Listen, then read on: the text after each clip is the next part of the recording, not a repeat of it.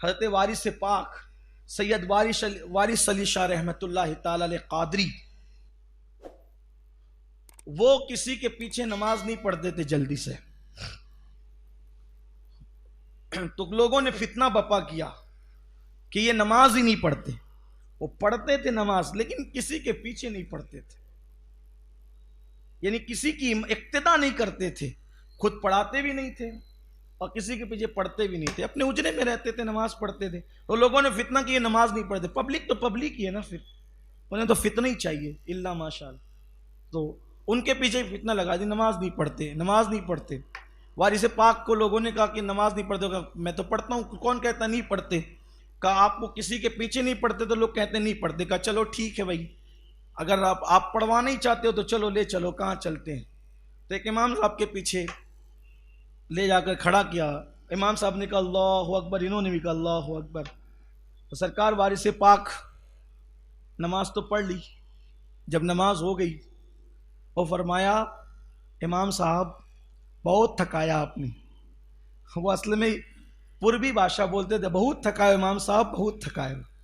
سنا امام صاحب بہت تھکایا. ہاں ایسی ان کی عادت تھی، ان کا لہجہ یہ تھا بہت تھکایا.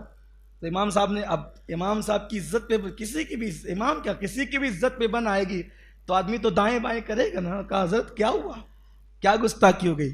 کہا امام صاحب میں بوڑھا آدمی، نماز میں اللہ اکبر کا آپ کے پیچھے ہو گیا، اب جدھر امام ادھر مقتدی. تو آپ تو پہلے چلے گئے سیدھا کرانہ دکان والے کے پاس، آپ کے پیچھے پیچھے مجھے بھی جانا پڑا. پھر آپ جو ہے وہ گھوڑے کو چارہ لانے کے لیے چلے گئے تو پھر آپ کے پیچھے پیچھے مجھے بھی جانا پڑا.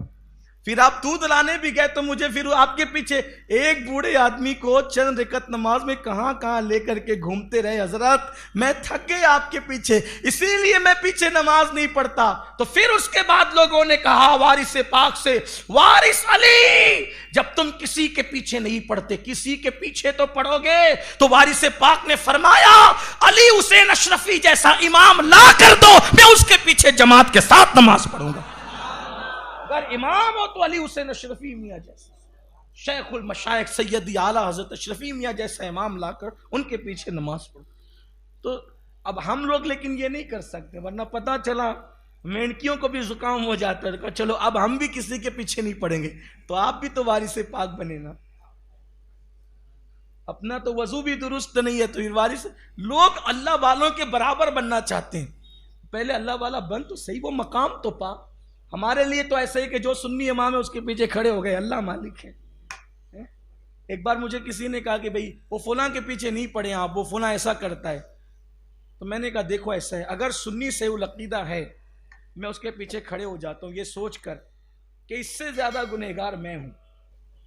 جب یہ مجھ سے بہتر ہے تو میرا امام ہو سکتا ہے، اور کائنات کا ہر سنی مجھ سے بہتر ہے تو اس لیے میں اس کے پیچھے کھڑا ہو جاتا ہوں. میں یہ تفریق نہیں کرتا، بس شرط ہے کہ وہ سنی سے العقیدہ ہونا چاہیے، باقی کے معاملات اللہ پہ چھوڑ دو. تو وارث پاک نہ بنے آپ، یعنی کردار میں بنے، کیریکٹر میں بنے، اس معاملے میں آپ نہ بنے. ورنہ کچھ لوگ ایسے بھی ہوتے ہیں فجر میں خود پڑے رہیں گے اور وہ کہیں گے اس کے پیچھے نہیں ہوتی ہماری اور اس کے پیچھے نہیں ہوتی. ہاں اللہ تعالیٰ